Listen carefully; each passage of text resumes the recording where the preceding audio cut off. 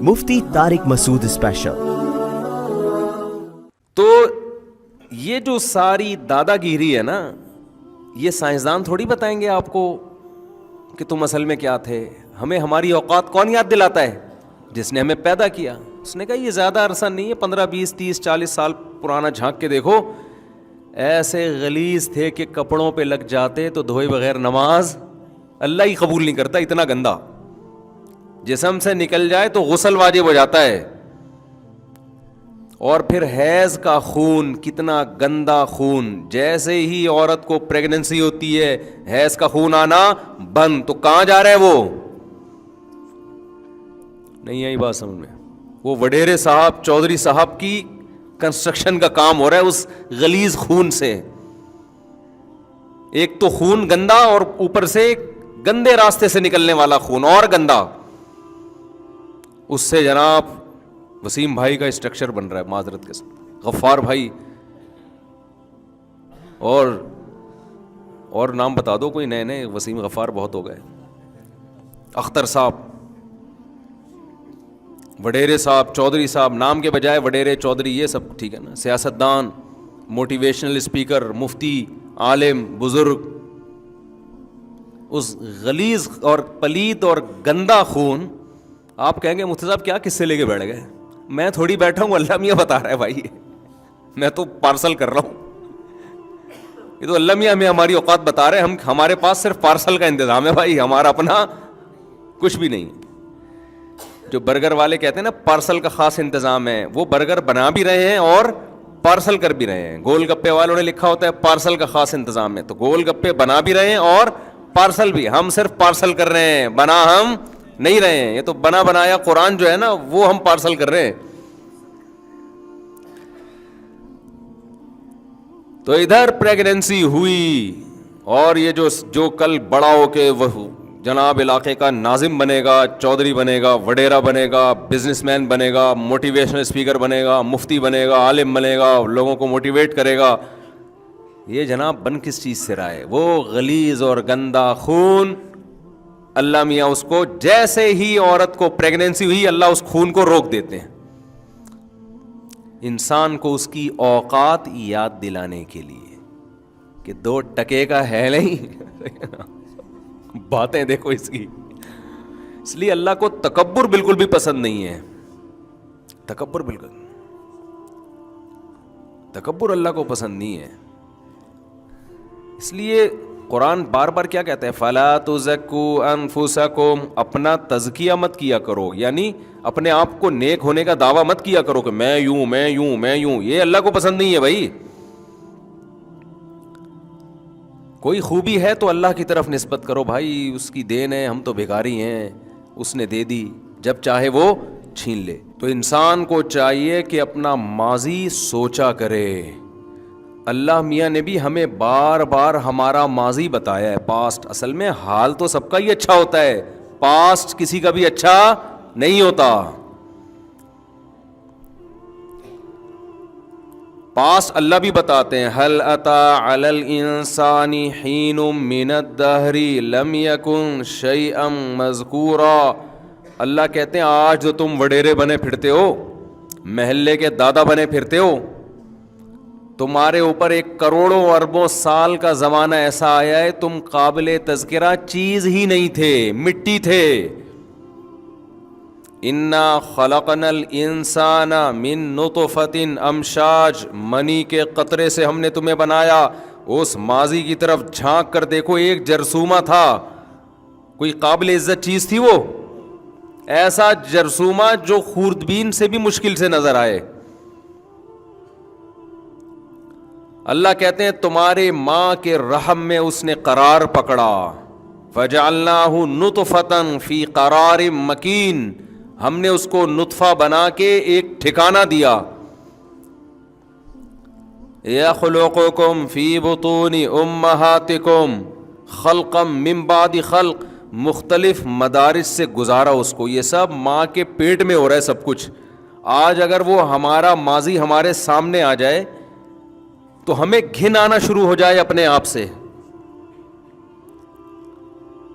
کیسے سڑا ہوا گوشت بنتا ہے، انتہائی بدبودار، گند، اس میں بو ہوتی ہے بہت زیادہ، اسمیل ہوتی ہے. فَخَلَقْنَا الْمُضْغَةَ عَلَقَةً، اس گوشت کو ہم جمے ہوئے خون کو گوشت میں تبدیل کرتے ہیں.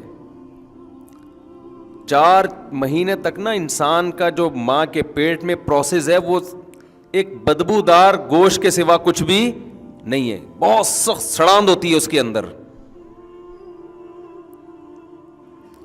اس کے بعد فَكَسَوْنَا الْعِظَامَ لَحْمًا، پھر ہم اس میں ہڈیاں پیدا کرتے ہیں، اس پہ پھر گوشت چڑھاتے ہیں. ثُمَّ أَنشَأْنَاهُ خَلْقًا آخَرَ. یہ سارے مراحل ماں کے پیٹ میں ہو رہے ہیں اور انسان کو اس کی خبر نہیں ہے. اسے نہیں پتا میرے رب نے ماں کے پیٹ میں کیسے ڈینٹنگ پینٹنگ کا کام شروع کروایا، مزدور لگائے ہوئے ہیں. شو روم میں گاڑی تیار ہوتی ہے نا، وہ عمل اتنا پیچیدہ نہیں ہے جتنا ماں کے پیٹ میں انسان کے تیار ہونے کا پروسیس پیچیدہ ہے. آنکھ لگ رہی ہے بھائی، آپ کبھی شو روم میں جا کے دیکھیں نا گاڑیاں کیسے تیار ہو رہی ہوتی ہیں. ہاں بھائی مڈ گارڈ اٹھا کے لے آ بھائی، ہاں بھائی ٹائر لے آ، ہاں بھائی پانا لے آ، چھوٹے پانا لے کر. اب تو ورک شاپ میں چھوٹے ہی شارٹ ہو گئے ہیں. پہلے زمانے میں اب بھی تھوڑے بہت نظر آتے ہیں، ورک شاپ میں ایک چھوٹا ہوتا تھا جو ہمیشہ گنجا ہوتا تھا، اس کو پتہ نہیں بال کیوں نہیں رکھنے دیتے تھے اور اس کو چپت لگتی رہتی تھی. چھوٹے ادھر پانا لے کر آ، چل بے چھوٹے یہ ٹائر اٹھا کے لا، ہوتا تھا نا. اس بیچارے کو بال بھی نہیں رکھنے دیتے تھے تاکہ جب چپت لگے نا تو ڈائریکٹ اسکن پہ جا کے ٹچ ہو، بال بیچ میں رکاوٹ نہ بنے. چھوٹے یہ لے آ، چھوٹا وہ لے آ، چھوٹے یوں کر لے، چھوٹے یوں. چھوٹا تھوڑے دنوں میں وہ محلے کا دادا بن جاتا تھا، اس کی اپنی ورک شاپ ہوتی تھی. اب پب جی سے فرصت ملے گی تو کچھ سیکھے گا نا چھوٹا. اب چھوٹا بھی وہاں بیٹھ کے فیس بک پہ لگا ہوا ہوتا ہے. ٹیکنالوجی میں ترقی ہوگی ہمارے یہاں، سائنس اور ٹیکنالوجی میں ترقی ہوگی. کیسے ترقی ہوگی؟ اسکول میں ٹیچر پڑھاتے نہیں ہیں، پڑھا رہے ہوتے ہیں تو پیچھے طلبہ اس اردغل دیکھ رہے ہوتے ہیں بیٹھ کے موبائل میں. اچھا خیر، تو اللہ تعالیٰ ہمیں ہمارا ماضی بتاتے ہیں، ایک جگہ تھوڑی، بہت جگہ. ایک لبرل نے تو قرآن پہ اعتراض کیا ہے کہ یہ اللہ جو ہے نا انسان کو تانے دیتا ہے، معاذ اللہ، کہ تو ایسا تھا، تو ایسا تھا. تانے دیتا ہے کہ تو ایک بدبودار قطرہ تھا، تو ایک بدبودار گوشت تھا. تانے نہیں دیتا، ہمیں ہماری اوقات یاد دلاتا ہے کہ آج تم بڑے فن خان بنے پھر رہے ہو 3 پیس سوٹ ٹائی میں، اور جی آج سر کی میٹنگ ہے، آج ایک بزنس میٹنگ ہے، آج جناب اسلام آباد بائر جا رہے ہیں بزنس کلاس میں، آج جناب سر کو بلایا گیا ہے، آج جناب جلسے سے سر خطاب فرمائیں گے، آج مفتی طارق مسعود صاحب آئیں گے، ٹھیک ہے نا، ممبر پہ بیٹھ کے بیان کریں گے، آج حضرت جی نے فلاں جگہ جانا ہے. یہ انسان کی عزت ہے نا، ہر آدمی کی عزت ہے. اپنے کمتر سے دیکھو کہ تو اس کی نظر میں آپ کی عزت. رکشے والے کی بھی ایک عزت ہے، جس کے پاس رکشہ نہیں ہے وہ کس کی عزت کرتا ہے کہ یار اس کے پاس تو اپنا رکشہ ہے. جس کے پاس اپنا رکشہ نہیں ہے، کوئی رکشہ ہی نہیں ہے، تو وہ اس کی عزت کرتا ہے جس نے قسطوں پہ رکشہ لیا ہوا ہے کہ یار ہم تو قسطوں پہ بھی نہیں لے سکتے. تو دنیا میں جس کو بھی اللہ نے عزت دی اس سے اوپر والی عزت بھی ہے، اس سے بھی آگے جاؤ گے تو اور عزت، اور اس سے کمتر بھی ہے. تو حدیث میں حکم ہے نا اپنے سے کمتر کو دیکھو. رکشہ والا یہ دیکھے کہ بھائی بہت سے ایسے ہیں جن کے پاس ریڑیاں بھی نہیں ہیں. تو ہم اپنی اوقات چونکہ بھول جاتے ہیں. کوئی مفتی بنا ہوا ہے، کوئی بزرگ بنا ہوا ہے، کوئی سائنسدان بنا ہوا ہے، کوئی لیکچرار بنا ہوا ہے، کوئی کمپنی کا باس ہے، کوئی محلے کا دادا ہے، کوئی گھر کا باپ ہے. وہ کون ہے وہ سب کو پتہ ہے. آپ اپنے آپ کو نہیں آپ سمجھ رہے ہو کہ ہمیں، ایسا نہیں ہے. کوئی خوبی ہے تو اللہ کی طرف نسبت کرو بھائی، اس کی دین ہے، ہم تو بھیکاری ہیں، اس نے دے دی، جب چاہے وہ چھین لے. اتنی بڑی نعمت ہے نا.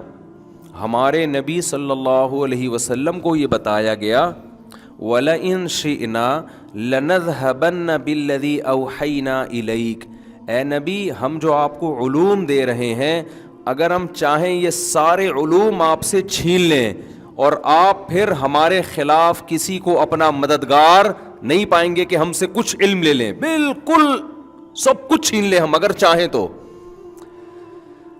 حضرت حکیم الامہ مولانا اشرف علی تھانوی رحمہ اللہ نے اس آیت کی تفسیر میں لکھا ہے کہ پیغمبر پہ کیا گزری ہوگی جب اللہ نے یہ انداز اختیار کیا ہوگا.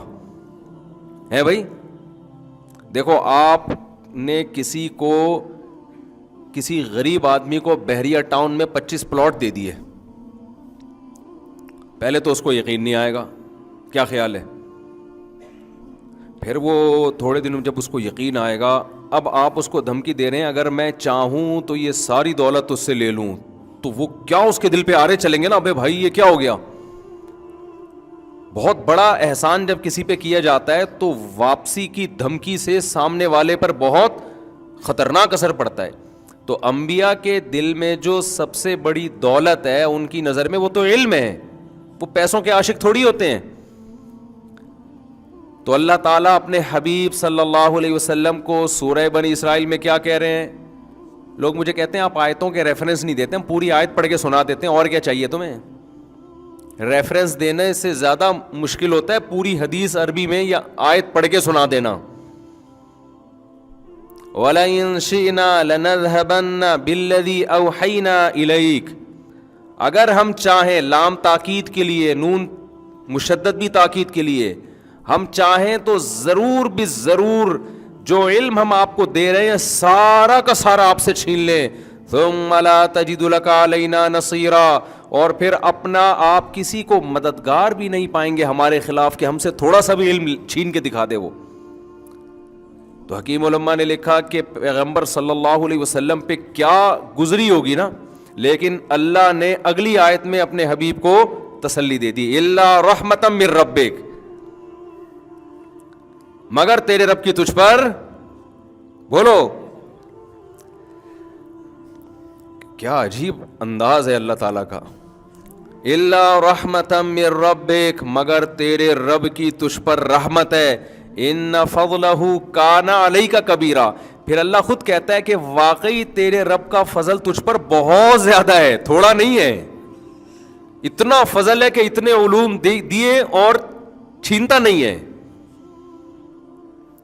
تو حکیم علماء فرماتے تھے اگلی آیت کے بعد پیغمبر صلی اللہ علیہ وسلم کو تسلی ہوئی ہوگی.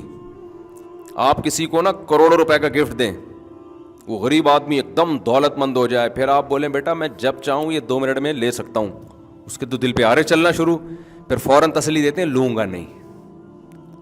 فوراً کیا تسلی دیتے ہیں؟ بھائی لے نہیں رہا میں, صحیح ہے نا. تو اللہ میاں ہمیں ہماری کیا یاد دلاتے ہیں میرے بھائی؟ لکھا ہوتا ہے نا اوقات شام 7 سے 8, تو وہاں لکھ دیا کرو اوقات یہ ہے, ٹھیک ہے نا, اس سے بنے. تکبر اللہ کو بالکل پسند نہیں ہے. تکبر کا یہ مطلب نہیں ہے کہ آپ نعمت کے وجود کا انکار کر دیں, کہ ہم جیسے بعض لوگوں پہ خام خواہ کی نا تکلف والی تواضع, جناب اللہ نے آپ کو اتنا نوازا, نہیں میں تو خاکسار, میں تو گدھا. آج کل اسٹائل اور تکلفات بہت ہیں. تکبر یہ نہیں ہے کہ آپ پھٹ پٹی سی بائکوں پہ گھومنا شروع کر دیں, لینڈ کروزر چھوڑ دیں, سمجھ رہے ہو؟ جو چیز تکبر ہے اس کو تکبر کہا جائے گا, جو تکبر نہیں بے وقوفی ہے اس کو کیا کہا جائے گا؟ اس کو حماقت اور بے وقوفی. میں خاکسار, تو ایک دفعہ الو کا پٹھا ہی کہہ دو اپنے آپ کو.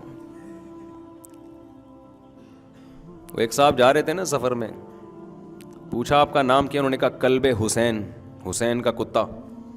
اب یہ جو سامنے بیٹھا ہوا تھا اس کا کوئی چنگیز خان نام تھا, اس نے بولا یار میں تو بڑا تکبر والا نام ہے میرا. اب میں کوئی ایسا نام بتاؤں جو کلب حسین سے بھی زیادہ تواضع ہو. کلب کہتے ہیں کتے کو, حسین کا معنی. تو اس سے پوچھا آپ کا نام؟ کہہ رہے خنزیر اللہ. یہ اسٹائل کس کا چل رہا ہے آج کل؟ تواضع. او بھائی یہ تواضع نہیں ہے, یہ بے وقوفی ہے.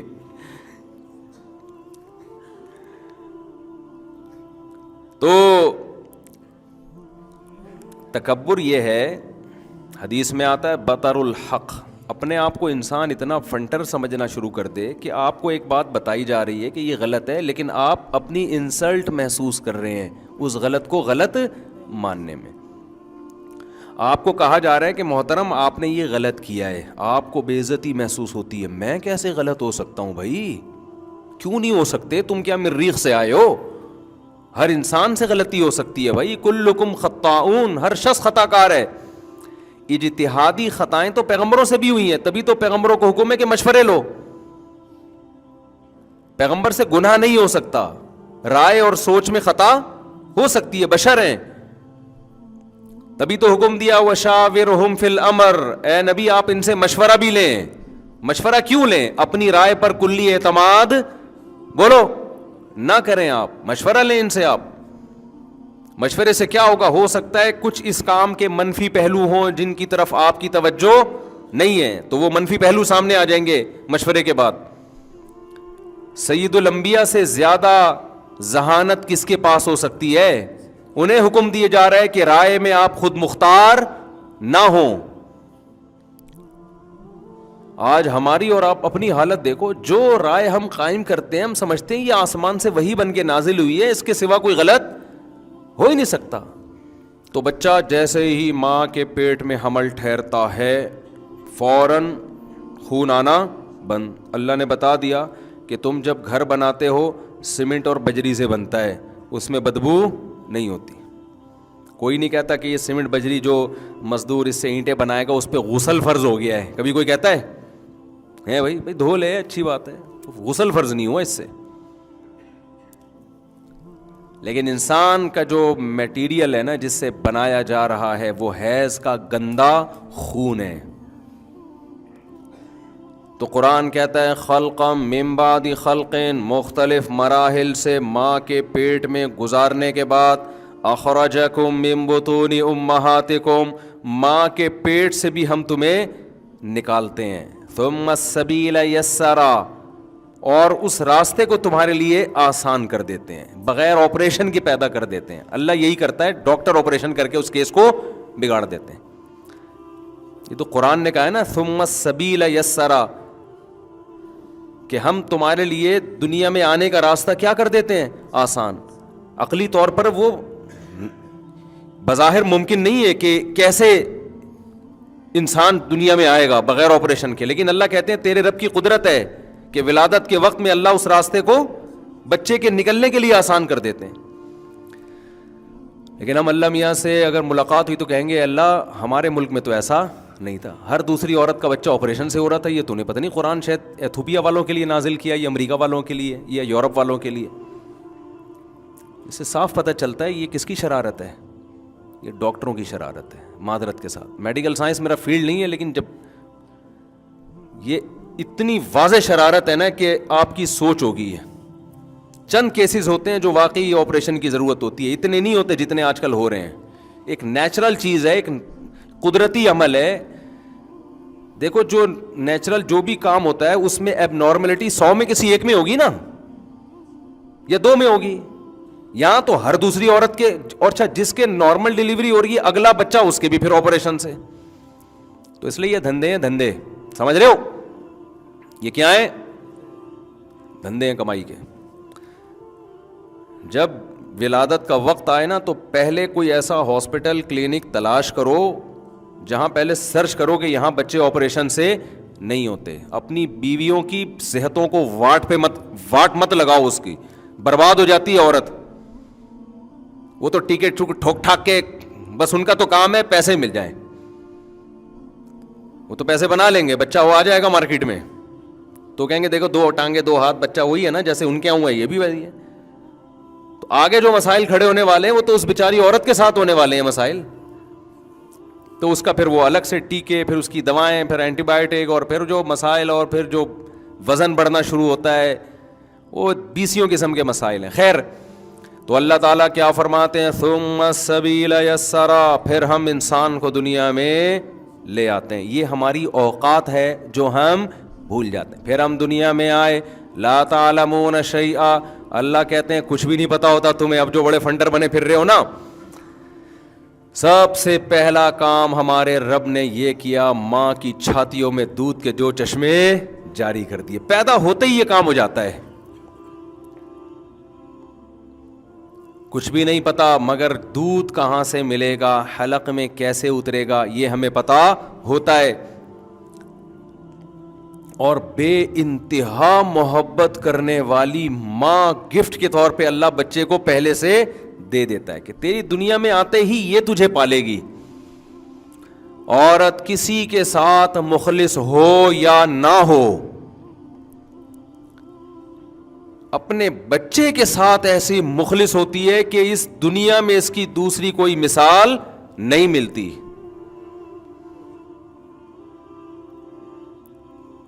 آپ عورت کا سوسائٹی میں کوئی اور کردار مانو یا نہ مانو، اس میں دو رائے ہو سکتی ہیں. خدا کی قسم بچہ پیدا کر کے اس کو پالنا، یہ عورت کے سوا کسی کے باپ میں بھی دم بولو نہیں ہے. یہ 2 دن پال کے دکھا دو.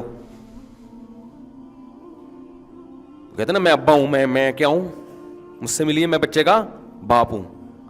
بہت اچھا ہے، ہم تو آپ کی بھی فضیلت کے قائل ہیں، ٹھیک ہے، ہم خود باپ ہیں. لیکن جب پیدا ہوا تھا 2 دن تو اپنی گود میں رکھ کے دکھاتا ہے اس کو، خالی صرف 2 دن خودکشی کر لیتا کھڑکی سے چھلانگ لگا کے، میں مر جاؤں گا ابھی.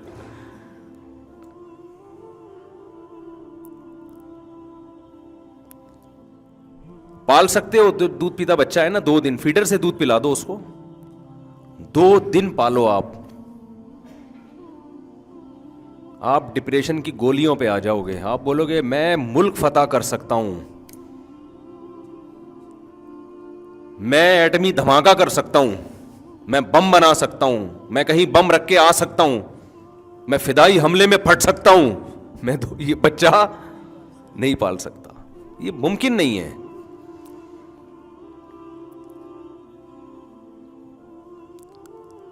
لیکن اللہ نے کیا کیا، عورت کے لیے اتنے مشکل عمل کو، جس کا میں اور آپ تصور کر سک رہے ہیں. بھی گود میں بچہ ہے نہیں نا،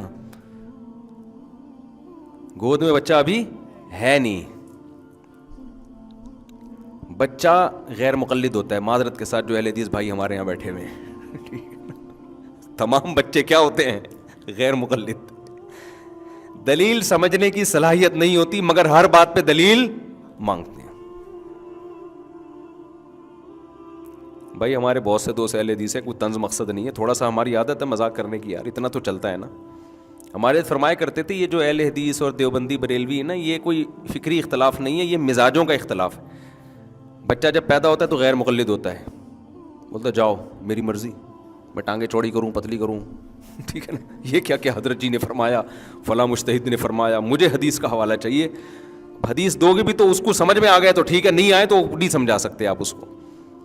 تو یہ بچہ غیر مقلد ہوتا ہے. پھر بڑا ہو کر وہ دیوبندی بن جاتا ہے.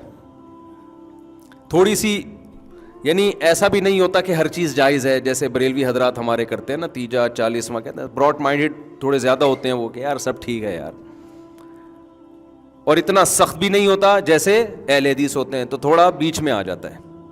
پھر جب بڑھاپا آتا ہے نا تو دنیا میں اتنے تجربے اور اتنا کہتا ہے سب سیٹ ہے یار، سب کیا ہے، کوئی تیجا کر رہا ہے وہ بھی ٹھیک ہے، جو نہیں کر رہا وہ بھی ٹھیک.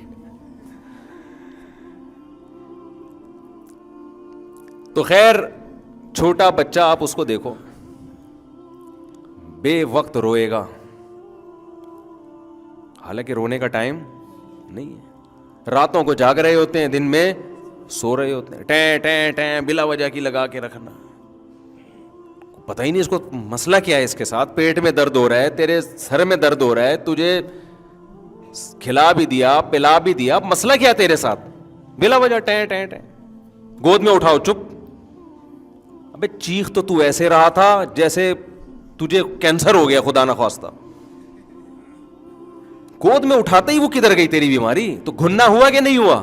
اس کا مطلب وہ چاہ رہا ہے مجھے گود میں اٹھاؤ. بس چھوٹا سا بچہ، 1 ہفتے کا بچہ، اس کو کمبخت کو یہ شعور ہے کہ جب ماں نے گود میں اٹھایا ہوا ہے تو وہ کنڈیشن کیا ہوتی ہے، گود سے اتارا ہوا ہے تو وہ صرف ماں کو ٹینشن دینے کے لیے کہ یہ سوئے نہیں کسی طریقے سے،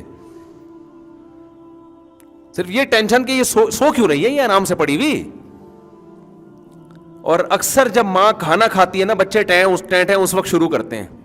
1 ہفتے کے بچے کی بات کر رہا ہوں, اس کو یہ شعور ہوتا ہے سگنل کہ میری اماں اب تمیز سے بیٹھ کے چونکہ کھانا کھا رہی ہے تو تمیز تو ہونی نہیں چاہیے. یہ کیا بات ہے, سکون کیوں مل گیا اس کو؟ تو پھر ماؤں کو غصہ آتا ہے, بھائی تم نہ کھانے دیتے ہو نہ سونے دیتے ہو. لیکن ہمارے رب نے ہمارے لیے جب ہم دنیا میں آئے پہلے سے ایک ماں کا انتظام کیا ہوا ہوتا ہے.